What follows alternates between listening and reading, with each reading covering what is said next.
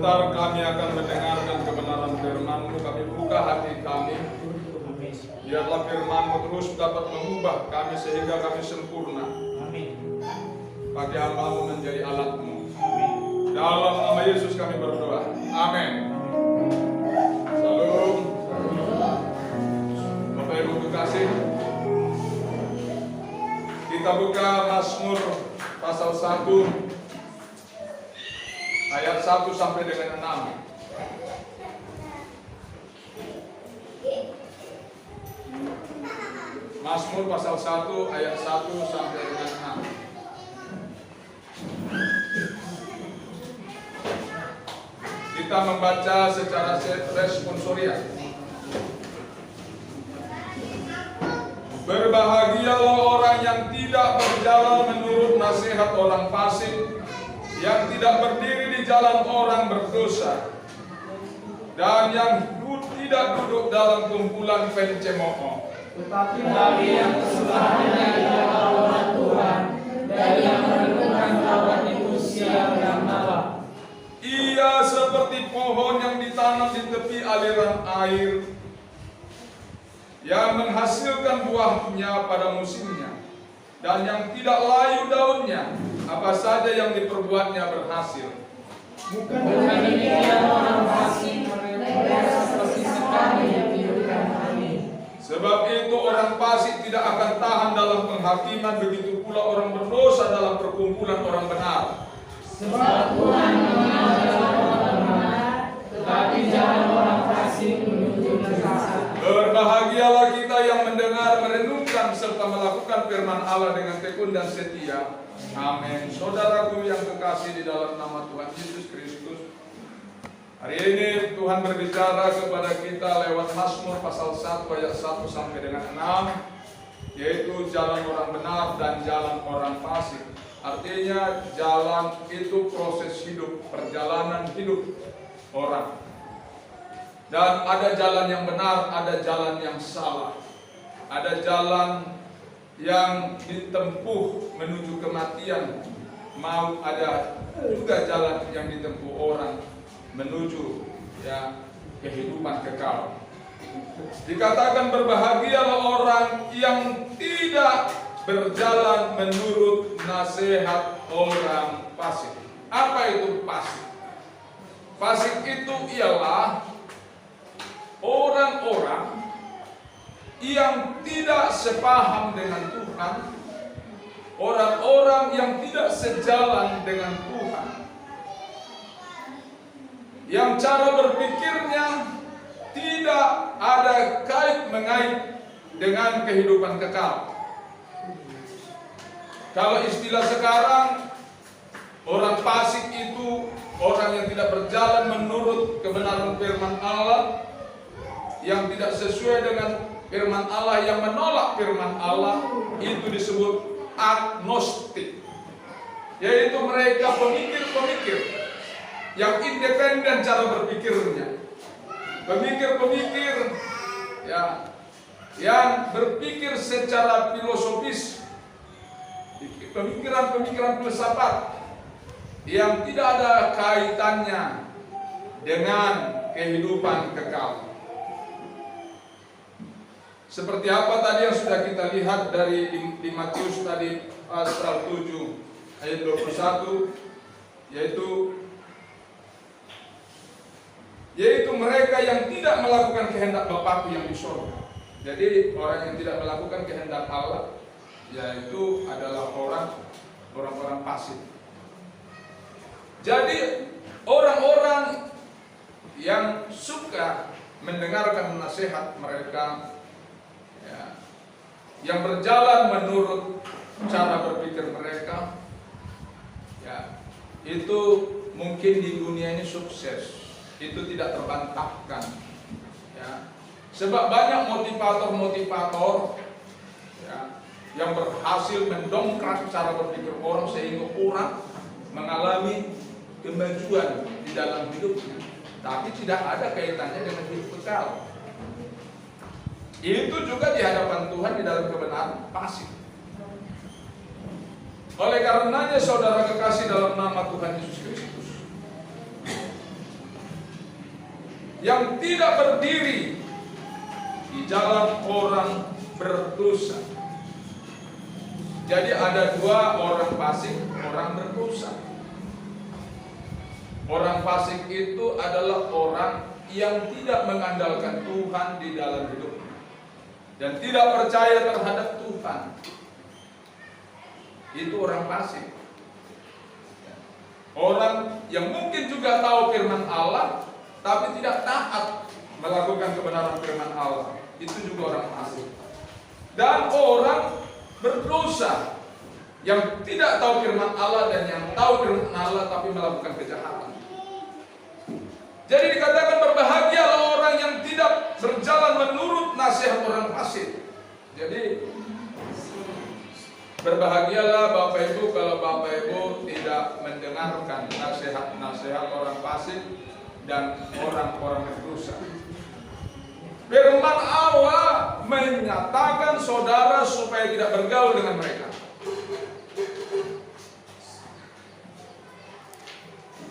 Bukan saya yang mengatakan, tapi firman Allah yang mengatakan supaya jangan bergaul dengan mereka.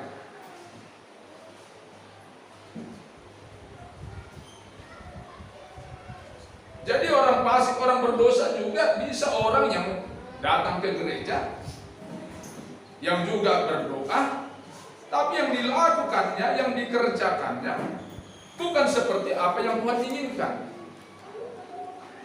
Saya ada hal-hal yang mungkin sepele menurut saudara itu nggak berdosa. Contoh, kalau seseorang serius memelihara ayam jago, dia akan menjadi kesetanan dalam hal memelihara ayam jago. Orang kalau serius memelihara anduhur, tahu anduhur? Berkudut. Kalau serius, dia akan jadi kesetanan terhadap anduhur. Itu terbukti. Kalau orang serius memancing, dia akan kesetanan terhadap keinginan mancing. Jadi ada dulu yang kami kenal, bank montir bagus. Banyak kali orang yang datang ke sana bengkel. Semua mobil-mobil angkot desa Maju itu sama dia memperbaiki mobil. Karena bagus, bertangan dingin. Tapi karena terlalu sering makail, datang nanti berbengkel situ, dia lau, ahai, ketwe, makail, udah lama-lama tuh tutup. Jadi dulu juga ada toke saya waktu dulu tahun 86, saya pernah kerja sebentar kira-kira 6 bulan di Baligi, mencelup benang, mewarnai benang yang dipakai untuk mandar, bulos. Jadi saya ada 6 bulan kerja saya mencelup benang. Jadi toke lakiku ini nggak pernah bulau-bulau, nggak pernah. Toke laki ini nggak pernah kerja, nggak pernah peduli terhadap keluarga rumah tangga. Saya toke dulu ini hanya nambur itu aja, yang semua memanage usahanya, berjualan, belanja. Kalau Amang Boru itu tak pernah. Amang Boru itu pagi-pagi nanti bangun jam 9, jam 10. Masih bilu-bilu pun nanti udah pergi ke apanya tuh, ke sangkar-sangkar burungnya tuh. Baru dia, baru burungnya makan dulu, dikasih burungnya, dimandiin dulu. Baru dia mandi makan. Siap mandi makan, baru dia pergi bawa anduhurnya, pergi marang guru. Pulanglah itu malam. Seperti itulah setiap hari kerjanya. Jadi begitu juga orang ya yang serius berolahraga akan kesetanan olahraga. Semua hal kalau terlalu serius yang tidak ada kaitannya dengan kehidupan kekal.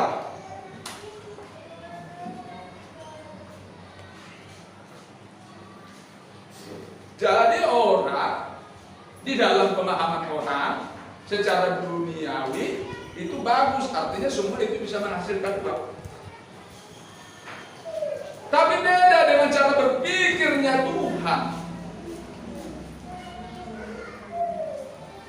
Beda cara berpikirnya Tuhan dengan cara berpikirnya manusia. Manusia konsep berpikirnya karena dari pengetahuan. Pengetahuan hasil dari makan buah pengetahuan baik dan buruk. Jadi manusia mengatasi kehidupannya ya, adalah memakai pengetahuan yang dia pelajari, yang dia uji, yang dia selidiki, yang dia riset. Tapi kalau Tuhan tidak seperti itu, kita nggak perlu memikirkan sebenarnya apa yang mau dimakan, apa yang mau dipakai, tapi biarlah hidup kita dipimpin Roh. Itu sebabnya beda kehendak Allah dengan kehendak dunia ini. Kalau dunia ini berkata begini, molosoniula, siap dia dong. Molosonidiur, siap dia dong. Ada usia langit. Oleh karena itu saudara kasih di dalam nama Tuhan Yesus Kristus, dikatakan orang yang berbahagia itu yang kesukaannya ialah Taurat Tuhan. Jadi kerja kita itu hanya merenungkan Taurat Tuhan siang dan malam. Jadi orang yang merenungkan Taurat Tuhan siang malam, Allah akan berbicara terus kepada orang itu. Seperti yang dibilang tadi Anak Mutajud. Dia tanggal 19 begitu bangun marsuap, ya di kamar mandi mendengar suara, ya, suara Tuhan. Kalau kita full ke Tuhan, pikiran kita tidak punya peluang memikirkan yang lain. Dan di dalam bahasa aslinya, berbahagialah orang yang merenungkan Taurat Tuhan siang dan malam, disebut berharga dalam bahasa Ibrani. Apa itu berharga? Berharga itu seperti domba yang makan rumput di padang rumput. Kalau bahasa Batak majapal. Jadi domba itu pagi-pagi dikeluarkan dari kandang, lalu dia diantar ke padang rumput, lalu dia merumput atau mencapal atau makan rumput. Lalu sore hari domba-domba itu dibawa ke kandang, ya, dibawa ke kandang. Sepanjang hari tadi dia waktu di padang rumput dia makan, betul? Amin. Maka pada malam hari pun dia tetap makan karena dia memamah dia. Jadi rumput yang dimakan itu disimpan di kantong lalu dikeluarkan lagi kembali secara memamah dia, dimakan kembali malam. Jadi artinya domba itu tidak pernah berhenti mengunyah. Amin. Itulah berharga. Di dalam bahasa aslinya berharga, merenungkan Taurat Tuhan. Taurat itu seperti makanan. Seperti domba yang makan rumput di padang rumput pada pagi hari sampai sore hari, dan malam hari di kandang juga dia makan, tetap makan rumput yang dimakannya di padang rumput itu diolah kembali. Itulah yang disebut mamah dia. Jadi hidupnya hanya terkonsentrasi terhadap firman Allah. Ketika firman Allah saja yang menjadi makanannya, maka Allah bekerja di dalam hidupnya tanpa batas. Allah yang mengerjakan dengan caranya. Dan kalaupun kita bertani, kalaupun kita bertukang, kalaupun kita berbecak, Allah yang campur tangan. Yang narik becak, gak perlu dia cari sewa. Sewa yang cari dia bikin Tuhan. Kalau dia yang jualan, gak perlu dia cari pembeli, tapi Tuhan yang mengantarkan pembeli. Kalau dia bertani, Tuhan yang membuat berhasil pertaniannya, karena Tuhan bekerja di dalam hidupnya. Tuhan campur tangan dalam segenap kehidupannya. Karena apa? Karena dia bergaul dengan Allah siang dan malam. Itulah berharga yang merenungkan Taurat Tuhan siang dan malam. Oleh karena itu saudara kasih dalam nama Tuhan Yesus, orang yang tidak serius dengan Tuhan bahaya. Kita kasih contoh, semalam sudah saya sampaikan. Ketika Adam dan Hawa diciptakan oleh Allah dari debu tanah, maka mereka ditempatkan di suatu taman namanya Taman Eden atau Firdaus. Lalu Allah memberikan wewenang kepada mereka untuk mengelola taman itu dan semua tumbuh-tumbuhan dan semua buah-buahan. Jadi Bapak Ibu, semua buah-buahan yang ada di seluruh dunia ini ada di sana. Cengkul pun ada di sana.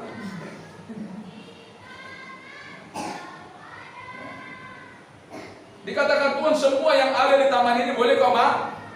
Tetapi buah pohon yang ada di tengah taman ini tidak boleh kau makan. Begitu banyak makanan di situ disediakan Tuhan. Tidak terhitung jumlahnya. Setiap hari ada makanan yang diberikan Tuhan. Setiap hari buah-buahan berbuah. Waktu itu manusia belum makan, belum makan daging, tapi masih makan tumbuh-tumbuhan. Dan mereka tidak memiliki pengetahuan jahat dan tidak memiliki pengetahuan baik. Mereka netral. Mereka berpikir seperti Allah, merasa seperti Allah. Karena apa? Marilah kita jadikan manusia serupa dan segambar dengan kita. Tole mata topa, jolma dudos turupata suman, tupang Allah honta. Jadi persis tiruan Allah, imitasi dari apa namanya? Replika dari Allah, fotokopi dari Allah. Tapi suatu hari datanglah ular ngomong-ngomong sama Hawa tentang buah ya. Kata ular itu, tentulah Allah berfirman kepadamu bahwa semua buah di taman ini boleh kamu makan. Nah, itu pertanyaan konyol. Ular itu berkata sangat konyol. Makanya hati-hati. Dikatakan oleh ular itu, tentulah Allah berfirman semua pohon dalam taman ini jangan kamu makan buahnya. Jangan kamu makan buahnya, bukan. Jadi selama ini mereka sudah mungkin ribuan tahun atau ratusan tahun di taman itu kan mereka sudah makan buah. Tapi dikatakan tentulah Allah berfirman semua pohon dalam taman ini jangan kamu makan buahnya. Dibalik. Tadinya disuruh Allah, dibilang jangan kamu makan buahnya. Itu ular. Tapi perempuan itu, Hawa itu iseng. Dia meladeni pertanyaan konyol dari ular itu. Lagi pula, urusan apa manusia ngomong-ngomong sama ular? Untuk apa manusia ngomong-ngomong sama ular? Makanya kalau ada orang ngomong-ngomong sama anjing, ngomong-ngomong sama babi, ngomong-ngomong sama ular, jam 7 lewat. Kan ada orang. Ada orang sudah ngomong. Ngapain iseng-iseng ngomong-ngomong? Karena Tuhan menjadikan manusia dengan binatang itu atau hewan itu berbeda. Jadi jangan ngomong-ngomong sama manusia aja, nggak usah ngomong-ngomong sama bego, sama setan, sama lumpuh, nggak usah ngomong. Ya. Yang sifatnya juga lumpuh nggak usah ngomong. Ya. Yang tabiatnya seperti hewan juga nggak perlu diomongin. Tapi karena dia iseng, dia ladeni. Tidak, katanya hanya buah yang di tengah taman itu yang tidak boleh kami makan. Oh itu, kalau kamu makan, kamu jadi seperti Allah, kata ular itu. Diajari siapa? Ular. Orang fasik pun mengajari seperti itu. Orang berdosa, orang jahat pun mengajari seperti itu. Untuk bertentangan dengan Allah. Jadi hati-hati. Kalau saudara sudah tahu tabiat orang, gak usah lagi ngomong. Nggak berdosa saudara nggak ngomong. Karena daripada timbul lebih baik ngomong sama Tuhan aja. Sama istri pun contohnya, kalau hanya jadi dosa nggak usah ngomong. Lebih baik sama sama suami pun, kalau jadi dosa nggak usah ngomong. Lebih baik sama karena ada ayatnya. Berbahagialah orang yang tidak menuruti nasihat orang fasik, yang tidak berjalan berdiri di jalan orang berdosa. Iseng, dia lusi, dijawabnya tidak. Kalau buah yang di tengah taman ininya kata, oh itu kalau kau makan, kata ular itu, kau akan seperti Allah. Ketika dia mendengar kata itu bahwa dia akan seperti Allah, timbul satu keinginan. Jadi saudara, hati-hati kalau berbicara kepada siapapun, akan menimbulkan suatu image. Siapapun itu berbicara, itu bukan urusannya. Jadi berita apa yang saudara dengar, bukan urusannya. Gak perlu saudara pikirin, gak perlu. Berita apapun itu, apalagi berita buruk, jangan terpengaruh. Karena belum tentu seperti ini. Kan bukan seperti itu beritanya dari Tuhan. Tapi iblis, ular memutar balikkan. Terjebak jadi berdosa. Manusia itu terjebak terhadap pernyataannya sendiri karena dia menanggapi pertanyaan ular itu. Ular itu tidak iseng. Ular itu sengaja menjebak. Tapi manusia itu, Adam dan Hawa itu iseng menanggapi. Jadi gak semua apa yang kita tahu kita tanggapi. Apa yang dikatakan orang, bahkan orang yang kita kenal pun tak perlu kita tanggapi. Lebih baik netral. Karena itu berbahaya. Karena menjadi salah persepsi. Kalau sudah salah persepsi akan menghakimi orang lain. Apalagi kita tidak tahu jalan peristiwanya, hanya mendengar dari satu pihak. Itu berbahaya. Inilah yang terjadi. Lalu tertariklah dia dengan usul keterangan palsu dari si ular ini. Padahal waktu dia belum makan buah itu, buah pengetahuan baik dan buruk itu, manusia itu serupa dengan Allah, segambar dengan Allah. Tapi karena diputar balikkan keterangan itu, dia iseng, aku ingin seperti Allah. Karena apa?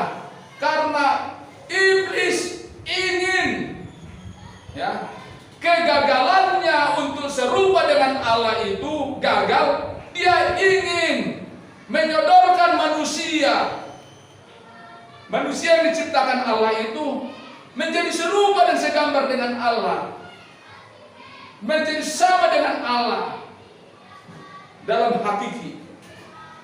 Dia gagal, orang lain disuruhnya, orang lain yang disorongnya. Jadi hati-hati.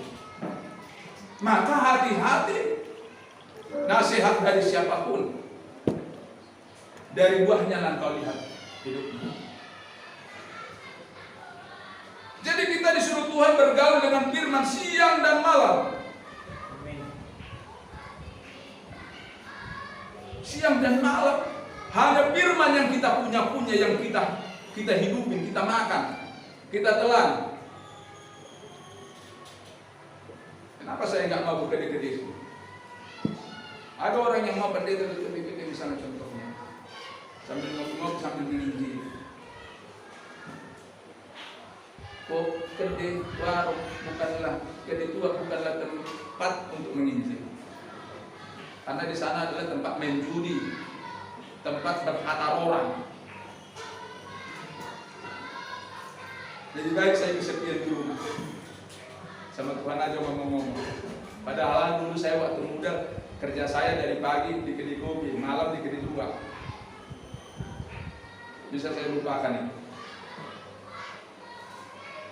Jadi oleh karena itu saudaraku yang terkasih dalam nama Tuhan Yesus, apalagi hari-hari ini, bukan semua orang yang memanggil Tuhan Tuhan dibenarkan, tapi mereka yang melakukan kehendak Bapa. Jadi hari-hari ini harus hati-hati. Dan Tuhan memuji hati orang. Tuhan juga, ya, kalau ada misalnya ada raba-raba, labung-labung, dibuang Tuhan dari kumpulan orang benar sekarang. Itu pekerjaan Tuhan. Oleh itu karena itu hati-hati, jangan sampai dibuang Tuhan. Hati-hati hari-hari ini. Jangan sampai dibuang Tuhan dari rencana Tuhan. Dan dikatakan Bapak Ibu kekasih, kalau ada perbedaan orang yang kesukaannya ialah Taurat Tuhan dan yang merenungkan Taurat Tuhan itu siang dan malam, dia seperti pohon yang menghasilkan buah. Siapa buena dotarida bonana. Dari buahnya. Perhatikan diri kita. Apakah kita menghasilkan buah? Apakah yang kita hasilkan buah yang busuk, buah yang masam? Kita koreksi kita. Karena saya selalu mengajarkan di sini dari dulu. Kalau saudara benar, maka semua akan dibenarkan. Suami dibenarkan, anak-anak dibenarkan. Gak usah capek-capek. Sama nopo, gak capek. Benar aja kita semua akan benar. Kalau saya beres, maka semua beres. Gak perlu. Adek kau gini, abang kau gini. Beres saja, maka semua beres. Tapi kalau nggak beres, berarti dan beres pun anak. Nggak beres pohonnya. Jadi oleh karena itu, seperti buah, lihatlah buah itu. Dan dia kata Tuhan, orang yang merenungkan Taurat itu siang malam, yang maksudnya menikmati, melakukan, dan eksis di dalam kebenaran. Dia seperti pohon yang ditanam. Yang ditanam loh, bukan tanam, bukan tumbuh sendiri. Ada pohon yang tumbuh sendiri. Pohon yang tumbuh sendiri disebut pohon liar. Tapi pohon yang ditanam ada pemilik. Jadi dia seperti pohon yang ditanam di tepi aliran air yang menghasilkan buah pada musimnya. Allah sendiri yang memberikan vitaminnya, pertumbuhannya, hasil buahnya. Jadi kalau mau berhasil, ya makanlah firman Tuhan siang dan malam. Makanlah firman Tuhan. Itulah yang menjadi makanan kita. Itulah yang menjadi kehidupan kita. Hati-hati dengan iseng. Gak usah iseng, gak usah ingin tahu urusan orang lain. Gak usah usil, gak usah kepo, gak usah mau tahu urusan orang lain. Asal tahu, baru sih aduh. Saya dari dulu saya tekankan itu, makanya saya kan bilang, saya disuruh Tuhan mempersiapkan jemaat ini untuk pengangkatan. Bukan untuk hidup dari pelayanan ini, tidak. Kalau untuk hidup dari pelayanan ini, bikin persekutuan dua di sana pakai kolektif. Gak pernah saya pakai kolektif. Di Mabar gak pernah pakai kolektif. Di Pasar 5 gak pernah pakai kolektif. Gak pernah saya bawa kolektif pulang ke sini. Itu tandanya saya tulus. Gak cari duit. Karena mampu Tuhan memberikan kehidupan. Maksudnya di situ yang saya ceritakan. Yang sungguh-sungguh serius saya sedang mempersiapkan jemaat untuk menanti kedatangan Tuhan.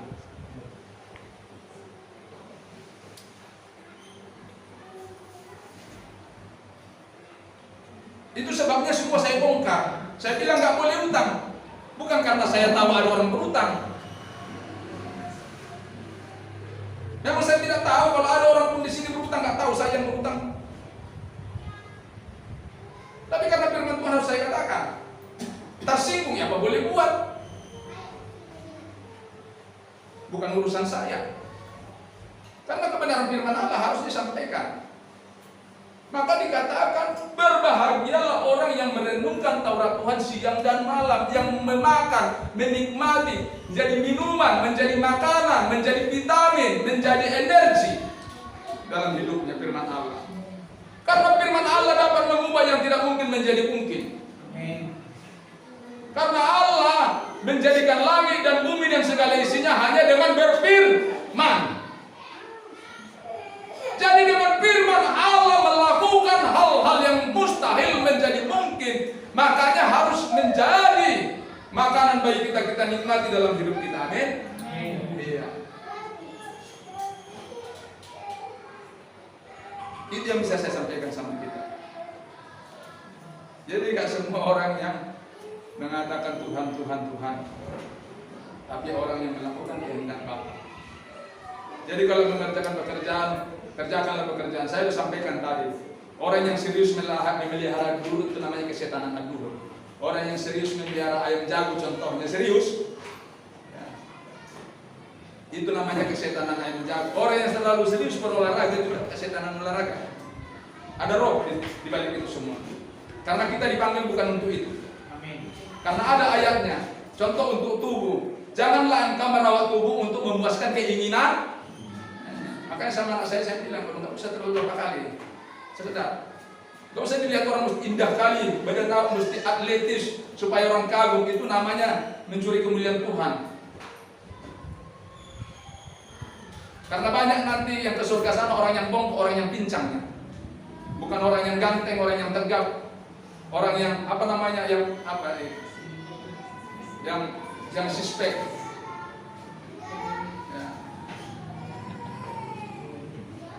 Jadi jangan seriusnya untuk hanya Tuhan. Tuhan gak suka kalau kita serius ke satu hal yang lain. Dia cemburu loh. Dia benci. Dia gak suka. Makanya sama ibu gembala kami saya bilang, udah lu ngaji. Jangan serius sekali. Tuhan cemburu. Jadi Bapak Ibu dengar, istri saya bisa tegur loh khotbah. Jadi bukan semua. Bukan hanya seseorang pribadi, semua kita. Amin. Ya, jangan serius sekali. Semua yang kita kerjakan hanya untuk memuliakan Tuhan. Amin. Karena hal ini dipanggil, diciptakan, dipanggil kita untuk itu, nggak ada yang lain. Jadi andalkan aja Tuhan. Yang martiga-tiga andalkan Tuhan. Yang narik beca andalkan Tuhan. Yang bertani andalkan Tuhan. Jangan berharap terhadap hasil pertanian, jangan berhasil terhadap becamu, jangan merasa mengharapkan berhasil dari pekerjaanmu. Kalau Tuhan tidak menghendaki semua bisa habis itu semua, bisa lenyap. Karena itu keyakinan kita. Oh, jangan lebih juga belajar dari orang fasik. Karena orang fasik kita lihat gemuk-gemuk, sehat-sehat, banyak uang. Tapi harta orang fasik nggak kekal. Hidup orang fasik tidak kekal. Hidup orang fasik tidak bahagia. Itu bedanya. Tapi saudara, walaupun saudara ya, tidak kaya, tidak milioner, makan apa adanya, kalau ada Tuhan, hati saudara pasti senang. Kata pepatah orang Melayu, gendang gendut kali kecapi kenyang perut, senanglah hati. Yang penting hidup kita terpelihara dalam Tuhan. Jadi jangan khawatir apapun. Yang penting kita itu perbaikilah diri kita. Masih ada kesempatan Bapak Ibu. Masih ada kesempatan berubah. Itulah yang bisa saya sampaikan kepada kita. Kiranya Tuhan menolong kita. Amin.